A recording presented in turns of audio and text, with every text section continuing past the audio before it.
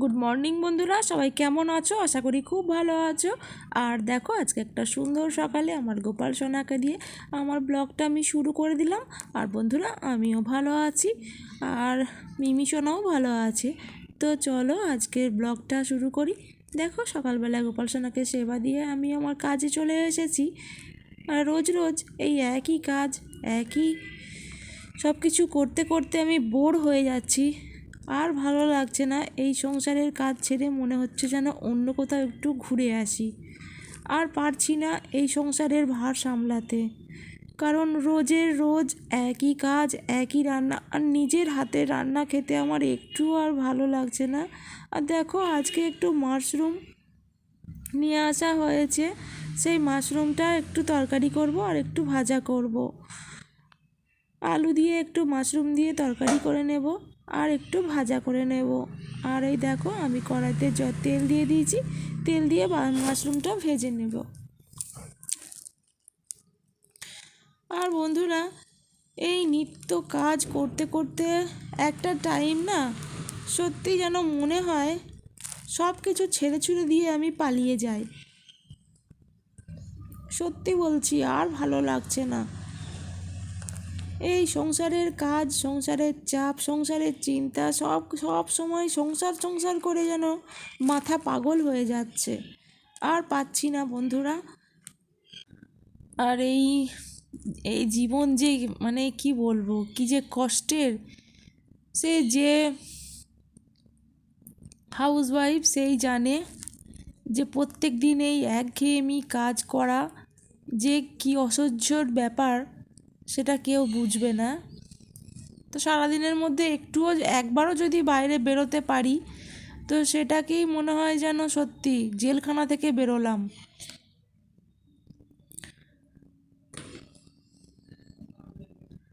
আর এই মাশরুমটা একটু ভালো করে ভাজবো আর তারপরে আলু দিয়ে তরকারি করবো। আর এই দেখো, মোটামুটি ভেজে নিয়েছি। তারপরে এই পাতাগুলো শুধু ভাজা হবে আর একটু মসুর ডাল হবে। আর এই দেখো, মাশরুমের তরকারিটা আমার রেডি হয়ে গেছে। আর ওদিকে ডালটাও হয়ে গেছে। টমেটো দিয়ে একটু মুসুর ডাল করে নিয়েছি।